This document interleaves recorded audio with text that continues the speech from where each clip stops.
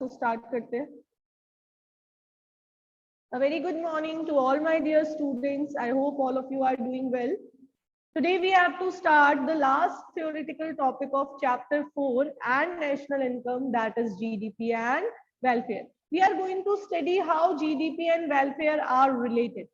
Generally, people of an economy who are not having the knowledge of economics thinks and believes that an increase in GDP always leads to increase in welfare of people. ये लोगों का मानना है, ये लोगों का outlook है।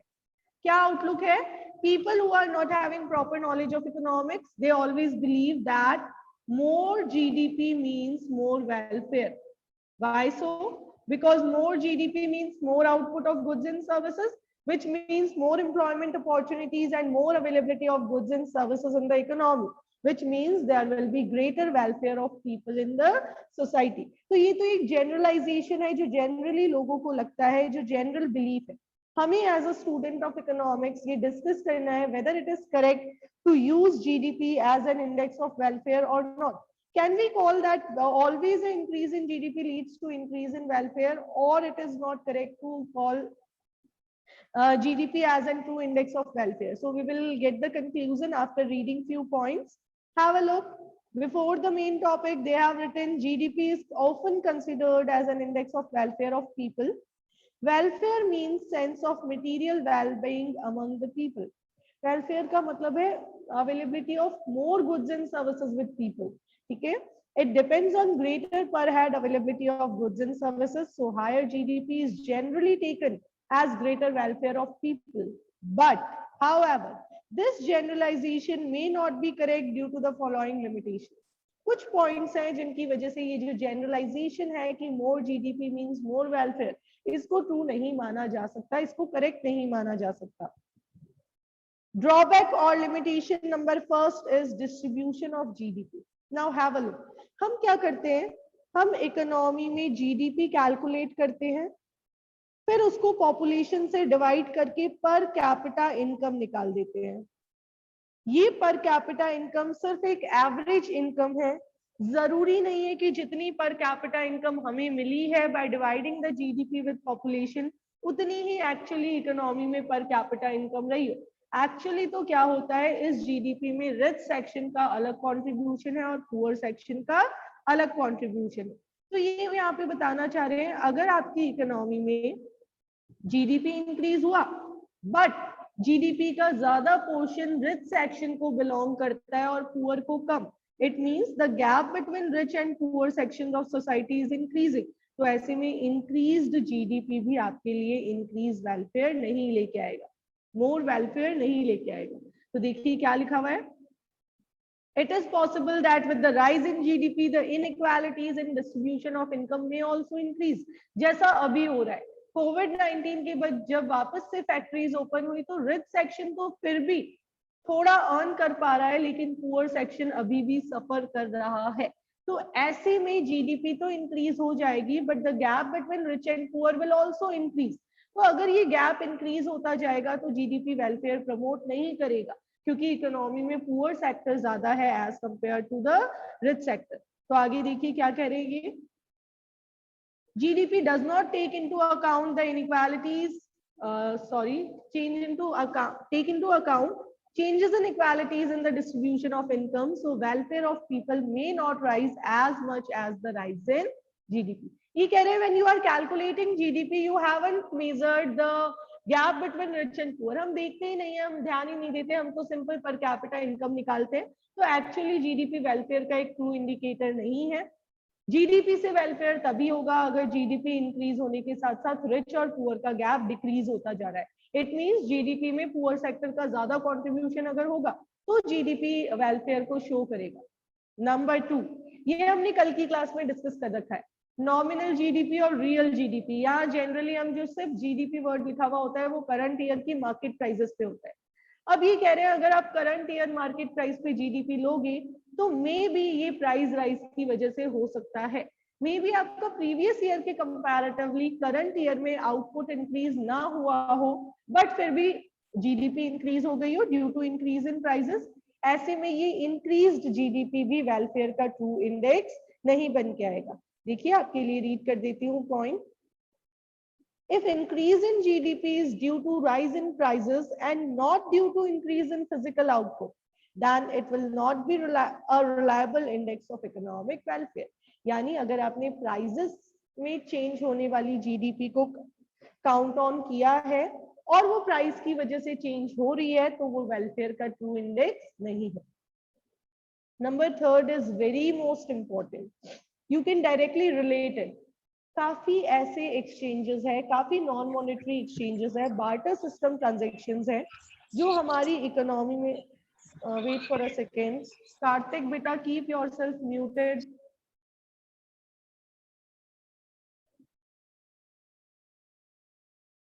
Okay, have a look.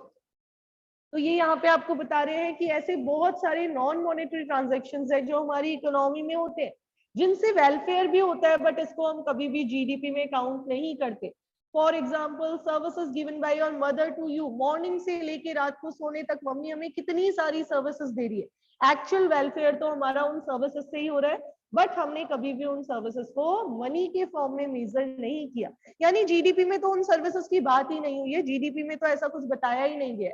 तो ये कह रहे हैं जीडीपी नॉन मॉनेटरी ट्रांजैक्शंस को इग्नोर करता है, and as it is ignoring all the non monetary transactions, हम नहीं कह सकते कि ये वेलफेयर का एक ट्रू इंडेक्स है. मे बी जीडीपी इंक्रीज नहीं हुआ हो, बट कोविड के टाइम पीरियड में बहुत सारे लोगों ने हमारी केयर टेकिंग की हो, जिससे एक्चुअली हमारा वेलफेयर हुआ हो. तो ये यहाँ पे बताना चाह रहे हैं कि नॉन मॉनेटरी एक्सचेंजेस को इग्नोर करने की वजह से जीडीपी एक ट्रू इंडेक्स नहीं है वेलफेयर का. I'm reading the point for you. Many activities in an economy are not evaluated in monetary terms. For example, non-monetary transactions like services of housewife, kitchen gardening, leisure time activities, etc. are not included in GDP due to non-availability of data. क्यों include नहीं करते? क्योंकि इनका monetary data available नहीं है. But these activities directly influence our economic welfare. बिल्कुल influence करते हैं. मेरी मदर अगर मॉर्निंग में मेरे साथ साथ नहीं उठे, मुझे लंच ब्रेकफास्ट बना के नहीं दे, तो ऐसे में मेरा स्कूल आके अर्न करना पॉसिबल नहीं है. तो मैं अगर अर्निंग कर रही हूँ तो इसके पीछे मदद का सपोर्ट है. Without that support I won't be able to earn, right. तो मेरा इकोनॉमिक वेलफेयर भी डिपेंड करता है उनकी नॉन इकोनॉमिक एक्टिविटी पे, जिसको हमने जीडीपी में काउंट नहीं किया. अब मुझे बताइए, पॉइंट नंबर 1, 2 और 3 में किसी को डाउट है? नंबर 1 कह रहा है, if with the increase in GDP, the gap between rich and poor is increasing, then increased GDP may not be the true index of increased welfare. Number 2, if prices are changing and prices are rising and GDP is rising only because of the rise price, then we can't call it a true index of economic welfare. And number 3, GDP ignores various non-economic exchanges which promotes our welfare, but which are not counted while calculating GDP. Now, number 4, it is important. It can be asked in 2 marks and 3 marks. Have a look. आप सबसे जुड़ा हुआ है. Externalities नया word है, आपने आज से पहले नहीं सुना होगा.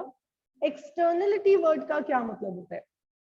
एक्सटर्नलिटी वर्ड का सिंपल मीनिंग है, मेरी किसी एक्टिविटी से आपको होने वाला बेनिफिट जिसके लिए आप मुझे पेमेंट नहीं कर रहे हो, या फिर मेरी किसी एक्टिविटी से आपको होने वाला नुकसान जिसके लिए मैं आपको कॉम्पेंसेट नहीं कर रही हूँ. आई रिपीट, बहुत ध्यान से सुनिएगा. मेरा कोई भी ऐसा एक्ट, कोई भी ऐसा एक्शन जिसकी वजह से आपको कोई फायदा हो रहा है, बट बदले में आप मुझे कुछ उसके लिए पे नहीं कर रहे हो, या फिर मेरा कोई ऐसा एक्ट जिसकी वजह से आपको प्रॉब्लम हो रही है, बट बदले में मैं आपकी प्रॉब्लम के लिए आपको कंपेंसेट नहीं कर रही, उसको एक्सटर्नलिटी कहेंगे. फॉर एग्जाम्पल, एक एग्जाम्पल अज्यूम करते हैं. Suppose Rahul is my neighbour. ठीक है, सपोज राहुल मेरा नेबर है. Give me a second. Yes, have a look. अब राहुल के घर पे एक बहुत बढ़िया गार्डन है. घर के आगे थोड़ी सी ग्रीनरी उन्होंने की हुई है, और इनकी ग्रीनरी की वजह से ये जो घर में छोटा सा गार्डन बना रखा है, छोटा सा घर में ग्रीनरी कर रखी है, इसकी वजह से मुझे डेली फ्रेश एयर मिलती है. मैं मॉर्निंग में अगर अपनी बालकनी में जाके खड़ी होती हूँ तो मुझे बहुत फ्रेशनेस और बहुत पॉजिटिविटी मिलती है, एक पॉजिटिव वेव आती है, एक फ्रेश एयर आती है, फ्रेश एनर्जी आती है। अगर मैं अपनी बालकनी में बैठ के योगा करूं या फिर मैं अगर अपने टेरेस पे वॉकिंग करूं तो मुझे वो पॉजिटिविटी मिलती रहती है। चलिए मुझे बताइए राहुल, क्या इसके लिए मैं आपको पेमेंट करूंगी? Let me know. No ma'am. नहीं, ये है पॉजिटिव एक्सटर्नलिटी का एग्जाम्पल। किसी दूसरे के काम से मेरा वेलफेयर तो हुआ बट बदले में मैंने उसको पे नहीं किया। चलिए नेक्स्ट एग्जाम्पल।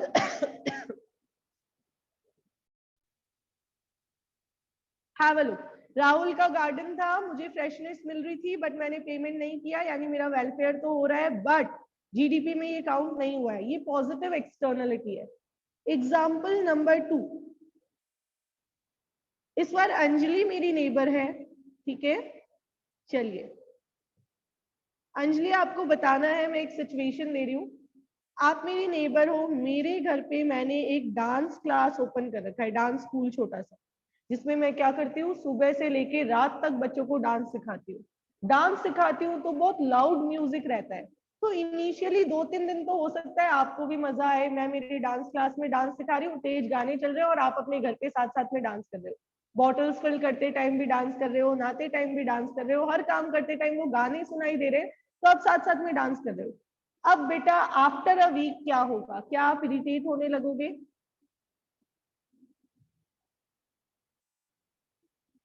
अंजलि क्लास में है ही नहीं क्या? चलिए रिप्लेस करते हैं अंजलि को। रिया आप बताइए बेटा।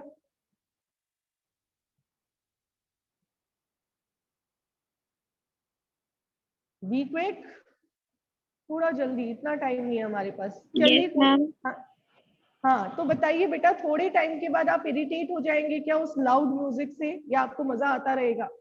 नहीं मैम, इरिटेट हो जाएंगे। इरिटेट हो जाएंगे, तो क्या मैं इसके लिए आपको कोई पेनल्टी या फाइन पे करूंगी? Yes ma'am. डेफिनेटली नो, नहीं क्यों करूंगी। पे मैम? क्यों करूंगी? बिल्कुल नहीं, क्योंकि मेरी मर्जी, हम एक डेमोक्रेटिक नेशन में रह रहे हैं, मैं अपने घर पे डांस क्लास रन करती हूँ तो उस पर आपको कोई ऑब्जेक्शन नहीं होना चाहिए। ये मेरा राइट है कि मैं अपने घर पे जो काम करना चाहूँ, इलीगल तो है नहीं, तो मैं बिल्कुल आराम से कर सकती हूँ, तो इसके लिए मैं आपको कोई भी पेनल्टी पे नहीं करूंगी। ऐसे में आप मुझे बताइए, क्या आपका वेलफेयर अफेक्ट हो रहा है? मैम हो बिल्कुल ही हो रहा रहा है है ना? हमें तो। Yes ma'am. बिल्कुल हो रहा है, बट इसके लिए आपको कंपेंसेशन नहीं मिल रहा है, यानी इसको जीडीपी में काउंट ऑन नहीं किया जाएगा। तो ये पॉइंट काफी इंपॉर्टेंट है। देखिए बुक से रीड करते हैं, ध्यान रखिएगा, ऐसे चीजों में कंपेंसेशन नहीं होता है, ठीक है। कोई भी, जैसे बिजनेसमैन की वजह से हमें पोल्यूशन फेस करना पड़ रहा है, अब क्या वो पर्सनली हमें इस पोल्यूशन के लिए कंपेंसेट कर रहे हैं क्या? डेफिनेटली नो, कोई कंपेंसेशन नहीं है। अब वैसे कहते हैं फैक्ट्रीज रेजिडेंशियल एरिया में नहीं है, लेकिन अगर आप रानी बाजार इंडस्ट्रियल एरिया में रहते हैं तो आपके आसपास फैक्ट्रीज होंगी जिससे आपको डिस्टरबेंस होगा। क्या कभी किसी बिजनेसमैन ने आपको आके पैसे दे दिए क्या कि लो डिस्टरबेंस हो रहा है तो ये पेनल्टी के फॉर्म में पे कर रहा हूँ? Definitely no. रीड करते हैं एक्सटर्नलिटीज को, have a look. Externalities refers to benefits or harms of an activity caused by a firm or an individual for which they are not paid or penalized. यानी किसी firm की या किसी individual की कोई ऐसी एक्टिविटी जिससे मुझे या तो बेनिफिट हुआ है, तो मैंने सामने वाले को पेमेंट नहीं किया, या फिर मुझे नुकसान हुआ है, हार्म हुआ है, तो उसके लिए भी मैंने सामने वाले पे कोई पेनल्टी नहीं लगाई। ऐसी एक्टिविटीज एक्सटर्नलिटीज कहलाती है। जिससे हमें बेनिफिट होता है उसे हम पॉजिटिव एक्सटर्नलिटी कहते हैं, और जिससे हमें नुकसान होता है उसे हम नेगेटिव एक्सटर्नलिटी कहते हैं। ना तो हम नेगेटिव एक्सटर्नलिटी को जीडीपी में इंक्लूड करते हैं, ना ही हम पॉजिटिव को इंक्लूड करते हैं। It means externalities are affecting our welfare, but we haven't noted it down on in GDP. तो यहाँ पे वही बता रखे, पॉजिटिव और नेगेटिव एक्सटर्नलिटी का एग्जाम्पल गिवन है, एनवायरमेंटल पोल्यूशन, इंडस्ट्रीज की वजह से जो हो रहा है वो हमारा वेलफेयर रिड्यूस कर रहा है, बट डायरेक्टली बिजनेसमैन हमें कुछ पेमेंट नहीं कर रहा। इसी तरीके से जो हम पार्क्स यूज करते हैं उससे हमें बहुत पॉजिटिव प्लेजर मिलता है, बट हम उसके लिए कोई भी पेमेंट नहीं करते। देखिए ये पॉइंट, ये पार्ट लिखना जरूरी है। Such external effects do not form a part of market transactions. GDP does not take into account such externalities, positive or negative. इनको हम GDP में नहीं काउंट कर रहे, यानी GDP ट्रू इंडिकेटर नहीं है वेलफेयर का। Sorry. Number 5, rate of population growth. Very important and very simple also. अगर हमारी जीडीपी इंक्रीज हो रही है 10% से, बट हमारी पॉपुलेशन इंक्रीज हो जाती है 15% से, तो ऐसे में इंक्रीज इन जीडीपी भी वेलफेयर को इंक्रीज नहीं करेगा। तो ये कह रहे हैं जीडीपी पॉपुलेशन के चेंजेस को काउंट ऑन नहीं करता है। अगर population growth rate more as compared to the growth rate of GDP, then your increase in GDP cannot be taken as a measure of welfare. Last one, composition of GDP.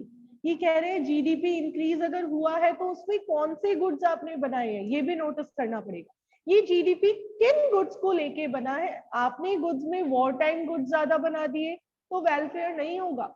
आपने अगर economy में consumption goods ज्यादा बनाए हैं तो ही welfare होगा। तो आपको देखना है कि हायर जीडीपी। अब मैं बात करूं, इस साल गवर्नमेंट ने बहुत एक्सपेंडिचर कर दिया हॉस्पिटल्स को मेंटेन करने में, वैक्सीनेशन के लिए, बट ये सारी चीजें डायरेक्टली वेलफेयर नहीं लेके आएगी, क्योंकि हॉस्पिटल्स भले ही डेवलप हुए, उससे हमारी हेल्थ को एक सिक्योरिटी जरूर मिली हो, बट असेंशियल चीजें तो हम नहीं खरीद पाएंगे ना हॉस्पिटल के होने की वजह से। वो तो हम तभी परचेज कर पाएंगे जब हमारे पास इनकम होगी। तो यहाँ पे ये बता रहे हैं कि वेलफेयर तभी होगा जब ज्यादा गुड्स और सर्विसेज लोगों के लिए अवेलेबल होंगे और उनकी परचेजिंग पावर भी लोगों के पास होगी। कंपोजिशन का मतलब है किन चीजों को कंबाइन करके जीडीपी बना है। Finally, have a look. What is the conclusion? It can be concluded that GDP may not be taken as a satisfactory measure of economic welfare due to the above mentioned limitations. Yet it does reflect some index of economic welfare. ये कुछ economic welfare को तो show करता है, but 100% हम इसको as an index of economic welfare नहीं ले सकते। ठीक है, तो जीडीपी एक सेटिस्फैक्टरी मेजर नहीं है। आपको पूछेंगे can GDP be taken as a satisfactory measure of economic welfare of people, आपका आंसर रहेगा no, we can't consider GDP as a perfect measure of economic welfare because of certain limitations. और फिर आपको कुछ लिमिटेशंस बता देंगे। अब कुछ प्लानर्स ने और कुछ इकोनॉमिक एक्सपर्ट्स ने कहा कि आप ग्रीन जीएनपी का कंसेप्ट यूज कीजिए, जिसमें आप क्या कीजिए, जीडीपी कैलकुलेट करते टाइम आप ये भी देखिए कि आपने नेचर को कितना हार्म किया है। फिर जितनी भी आपकी जीडीपी आ रही है उसमें से वो नेचर वाला नेगेटिव अमाउंट डिडक्ट कर दीजिए। फॉर एग्जाम्पल एक छोटी सी फिगर के साथ बताती हूँ, सपोज हमारा 100 करोड़ का प्रोडक्शन हुआ है। अब मैंने देखा कि 10 करोड़ रुपीस मुझे एनवायरमेंटल बैलेंस मेंटेन करने में लगाना पड़ गया, इस आउटपुट को बढ़ाने के लिए जो मैंने एनवायरमेंट को डिग्रेड किया। तो एक्चुअली मुझे क्या करना पड़ेगा, इस 100 में से 10 को डिडक्ट करके फाइनली मैं ये निकाल पाऊंगी कि 90 करोड़ तक का मेरा ग्रीन जीएनपी आया है, जिसमें एनवायरमेंटल बैलेंस का एडजस्टमेंट ऑलरेडी हमने कर दिया है। अब आगे देखिए, ये जीडीपी वाला कंप्लीट हो गया है टॉपिक, जीडीपी एंड वेलफेयर। इसके बाद में आपको दिया हुआ है हाउ टू मेजर डेप्रिशिएशन, हमें आता है अच्छे से, पर एक बार दोबारा समझ लेते हैं क्योंकि एक नया एडजस्टमेंट की आपको सिखाएंगे। हमें पता है depreciation is equals to gross value minus net value, right, dep is equals to gross minus net. और अगर मैं बात करूं नेट वैल्यू की तो ये आ जाएगा gross minus depreciation, gross value आ जाएगी नेट वैल्यू प्लस डेप्रिशिएशन। अब आगे देखिए, चैप्टर 3 पढ़ा है ना, कुछ तो उससे रिलेटेड है, केस 1 और केस 2 उसी से रिलेटेड है। जीडीपी एफसी गिवन है, एनएनपी एफसी गिवन है, आपको एनएफआईए गिवन है, डेप्रिशिएशन निकालना है। एनएनपी एफसी में एनएफआईए का एडजस्टमेंट कर दीजिए, इसमें से एनएफआईए को डिडक्ट कर दीजिए तो आपके पास आ जाएगा एनडीपीएफसी। फिर जीडीपीएफसी में से एनडीपीएफसी को माइनस कर दीजिए। आपको लगेगा ये दोबारा बताने की कहाँ जरूरत है, बिल्कुल कोई जरूरत नहीं है, केस 1 और केस 2 आपसे हो जाएगा। Case 3 and case 4 are different. Case 3 देखिए, gross fixed capital formation is given. It means gross fixed investment is given, net domestic capital formation is given. It means net investment. Domestic capital formation यानी ये total investment है but ये net पे given है. And change in stock is also given. Now you have to calculate depreciation. ये practical questions में भी आएगा. मैंने आपको बताया था क्वेश्चन नंबर 42 उसमें इसका एडजस्टमेंट है. आप कैसे कैलकुलेट करेंगे? Gross fix capital formation plus change in stock is equals to gross domestic capital formation. मैंने फिक्स में चेंज इन स्टॉक को ऐड किया तो टोटल इन्वेस्टमेंट आ गया ग्रॉस वाला. अब मुझे इसमें से नेट इन्वेस्टमेंट को माइनस कर देना है. ग्रॉस इन्वेस्टमेंट में से नेट इन्वेस्टमेंट को माइनस कर दिया तो मेरे पास वैल्यू आ गई डेप्रिसिएशन की. इसी तरीके से आपको केस नंबर 4 गिवन है. Capital value of asset and estimated life of asset. Value को लाइफ से डिवाइड कर दीजिए, you will get the final answer. Scrap value हमारे सिलेबस में किसी भी क्वेश्चन में नहीं दी गई. अकाउंटेंसी में आपको मिलती है बट क्योंकि ह्यूमैनिटीज के भी बच्चे हैं तो बता देती हूँ. Cost of asset minus scrap value. Scrap value यानी जब वो असेट आपकी कंप्लीटली वॉर्न आउट हो जाएगी तो उसको बेच के कितना पैसा आपको मिलेगा. ठीक है, वो वैल्यू डिवाइडेड बाय लाइफ करते हैं तो हमारे पास डेप्रिसिएशन आता है. मेरी असेट 10,000 की है. मुझे लग रहा है 4 साल यूज करके 1,000 रुपए में ये बची कुछ असेट जो है मैं सेल कर सकूंगी. तो डेप्रिसिएशन आ जाएगा 10,000 माइनस 1,000 डिवाइडेड बाय 4. असेट की वैल्यू माइनस असेट की scrap value divided by life of asset. जब आप ये करेंगे तो आपके पास आ जाएगी वैल्यू ऑफ डेप्रिसिएशन. बस इसी के साथ हमने कंप्लीट कर लिया है नेशनल इनकम को. चैप्टर नंबर 4 में क्या क्या चीजें आपने पढ़ी?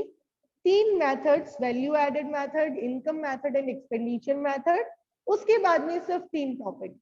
Treatment of different items while calculating national income. Then after we have discussed real and nominal GDP and then after GDP and welfare. ये 3 टॉपिक है थियोरेटिकल जिनके आपको नोट्स बनाने हैं और बाकी न्यूमेरिकल्स के आपको फॉर्मूला वाइज मैंने बता दिया था कैसे लिखना है. उसको करके न्यूमेरिकल सॉल्व आउट करना है. अब आपकी तरफ से आपने जितना भी काम किया है आप उसका कुछ भी डाउट्स नहीं है तो एंड करते हैं आज की क्लास यहीं पे. नेशनल इनकम को वाइंड अप कर लीजिए अपनी तरफ से. सैटरडे संडे, आज फ्राइडे है, Friday Saturday Sunday national income को डिवोट कर दीजिए. कुछ भी कंफ्यूजन रहते हैं तो मुझे बता दीजिए. हम मिलेंगे नेक्स्ट क्लास में with a very new chapter, chapter number 3 of Indian eco. Have a nice day.